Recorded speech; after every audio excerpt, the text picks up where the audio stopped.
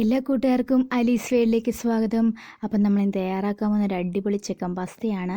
അപ്പം നിങ്ങളെല്ലാവരും മൈദ കൊണ്ടുള്ള ചിക്കൻ പാസ്തയിൽ കഴിച്ചിട്ടുണ്ടാവുള്ളൂ. അപ്പോൾ നമ്മൾ തയ്യാറാക്കാൻ പോകുന്ന ഒരു ആട്ടപ്പൊടി വെച്ചിട്ടുള്ള ചിക്കൻ പാസ്തയാണ്. അപ്പം നല്ല ടേസ്റ്റാണ് ഈ ആട്ട കൊണ്ടുള്ള ചിക്കൻ പാസ്തയ്ക്ക്. അപ്പോൾ നിങ്ങൾ വിചാരിക്കുന്നുണ്ട് ഈ ആട്ടപ്പൊടി കൊണ്ടുള്ള ഈ പാസ്ത ഉണ്ടാക്കുമ്പോൾ അത്രയ്ക്ക് ടേസ്റ്റ് വരുമോ എന്നൊക്കെ ഉള്ളത്. അപ്പോൾ എന്തായാലും നിങ്ങൾ ട്രൈ ചെയ്ത് നോക്കണം. നല്ല കിടിലൻ ടേസ്റ്റാണ്. വളരെ ഈസി ആയിട്ടുള്ള റെസിപ്പിയും കൂടിയാണ്. കുട്ടികൾക്ക് ഏറ്റവും കൂടുതൽ ഇഷ്ടമുള്ളതല്ലേ പാസ്ത. അപ്പോൾ നിങ്ങൾക്ക് ലോക്ക്ഡൗൺ ആണ്, വീട്ടിലിരിക്കുകയല്ലോ, അപ്പോൾ എല്ലാവരും ട്രൈ ചെയ്ത് നോക്കുക. അപ്പോൾ നമുക്കിത് എങ്ങനെയാണ് ഉണ്ടാക്കുകയെന്ന് നോക്കാം. അപ്പോൾ ഇതിന് ആവശ്യമായത് 1 കപ്പ് ആട്ടപ്പൊടിയും അതിൻ്റെ കൂടെ തന്നെ ഒരു 2 ടേബിൾ സ്പൂൺ ആട്ടപ്പൊടിയും കൂടി ചേർക്കുന്നത്. ഇനി നമുക്ക് ഇതിലോട്ട് കുറച്ച് വെള്ളം ഒഴിച്ചിട്ട് കുഴച്ചെടുക്കാം. നമ്മൾ സാധാരണ ചപ്പാത്തി മാവിന് കുഴയ്ക്കുന്ന പോലെ തന്നെ കുഴച്ചെടുത്താൽ മതി.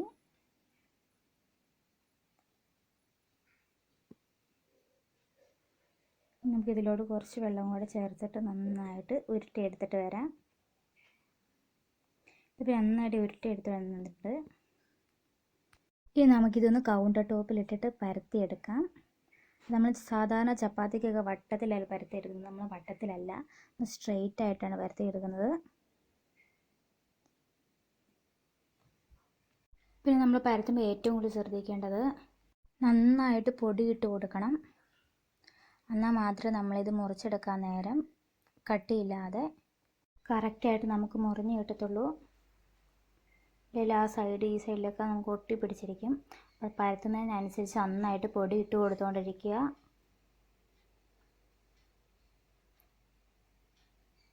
അപ്പോൾ ഓരോ സൈഡ് നന്നായിട്ട് പരത്തി കൊടുക്കുക.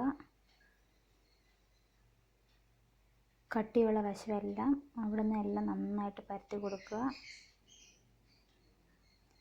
ഈ സമയമാകുമ്പോഴത്തേനും നമുക്കൊരു പാത്രത്തിൽ വെള്ളം വെച്ചിട്ട് നമുക്ക് ചൂടാക്കാൻ വെക്കണം. ഇപ്പോൾ 2 ഗ്ലാസ് വെള്ളം എടുത്തിട്ടുണ്ട് കേട്ടോ. ഇനി നമുക്കിതിൻ്റെ ഓരോ സൈഡിൻ്റെ തിക്നെസ് നമുക്ക് കുറച്ചെടുക്കാം. തിരിച്ചിട്ടിട്ട് നമുക്ക് ഓരോ സൈഡ് ഇതേപോലെ നന്നായിട്ട് പരത്തിയെടുക്കാം.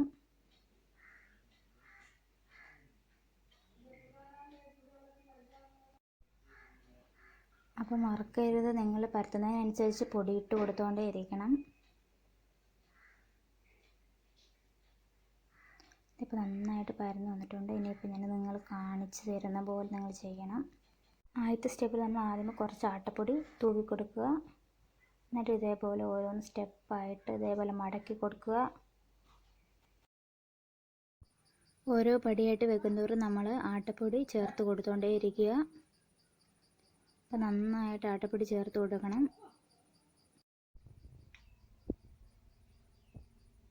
അപ്പോൾ ഇതേപോലെ ഓരോ പോർഷനിലും നമുക്ക് ആട്ടപ്പൊടി ചേർത്തിട്ട് നന്നായിട്ട് മടക്കിയെടുക്കണം. കാരണം ഇപ്പോൾ നമ്മൾ ലെയറായിട്ട് കിടക്കുന്നുണ്ട്. നമുക്ക് ഇതിലോട്ടും കുറച്ച് ആട്ടപ്പൊടി തൂവി കൊടുക്കാം.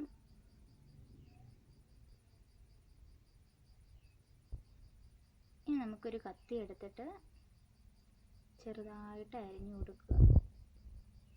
അതായത് കട്ടിയില്ലാതെ മുറിച്ചെടുക്കണം. കട്ടി കൂടി ആരും മുറിച്ചെടുക്കരുത്. ഇപ്പോൾ ഞാൻ എല്ലാം നന്നായിട്ട് മുറിച്ചെടുത്ത് വന്നിട്ടുണ്ട്. കണ്ടോ, നമുക്കിതേപോലെ ലെയർ പീസായിട്ട് നമുക്ക് കിട്ടും. ഇത് ഞാൻ നിങ്ങൾക്ക് ജസ്റ്റ് ഒന്ന് തുറന്ന് കാണിച്ചു എന്നേ ഉള്ളൂ. ഇതിലൂടെ നമ്മൾ ഓവറായിട്ട് സ്ട്രെസ് ചെയ്യാൻ പാടില്ല, അല്ലെങ്കിൽ നമ്മൾ വേഗം പൊട്ടി വരുത്. ഇതേപോലെ നമ്മൾ ഇപ്പോൾ നൈസായിട്ട് നമ്മൾ പൊടി ഇടുമ്പോൾ ആയാലും ഇത് ഒന്ന് കുഴച്ചെടുക്കുമ്പോഴായാലും കൈ കൊണ്ടൊന്ന് ഇതേപോലെ ആക്കിയെടുക്കുമ്പോഴായാലും നമ്മൾ അധികം സ്ട്രെസ് ചെയ്യാൻ പാടില്ല. നമുക്കിതിലൂടെ കുറച്ച് പൊടി ഇട്ടിട്ട് നമുക്കിതൊന്ന് കുടഞ്ഞെടുത്താലേ ആ ലെയർ നമുക്ക് വിട്ട് തരത്തുള്ളൂ. അല്ലെങ്കിൽ നമ്മൾ കൈ കൊണ്ട് തന്നെ മൊത്തം എടുത്തിരുന്ന് ആക്കേണ്ടി വരും. അത് നമുക്ക് ഇരട്ടിപ്പണിയാണ്. അതിലും ബെറ്റർ നമുക്ക് പൊടി ഉണ്ടാക്കുന്നത് കേട്ടോ. ഇതിപ്പോൾ നന്നായിട്ട് വെള്ളം തിളച്ച് വന്നിട്ടുണ്ട്. ഇതിലോട്ട് നമുക്ക് നമ്മുടെ പാസ്ത ഇട്ട് കൊടുക്കാം. ഇനി നമുക്കിതൊരു 3 മിനിറ്റ് കുക്ക് ചെയ്തെടുക്കാം. ആ സമയം കൊണ്ട് നമുക്ക് ഒരു ചട്ടി എടുത്തിട്ട് അതിലോട്ട് ഒരു 2 ടേബിൾ സ്പൂൺ വെളിച്ചെണ്ണ ചേർത്ത് കൊടുക്കുക.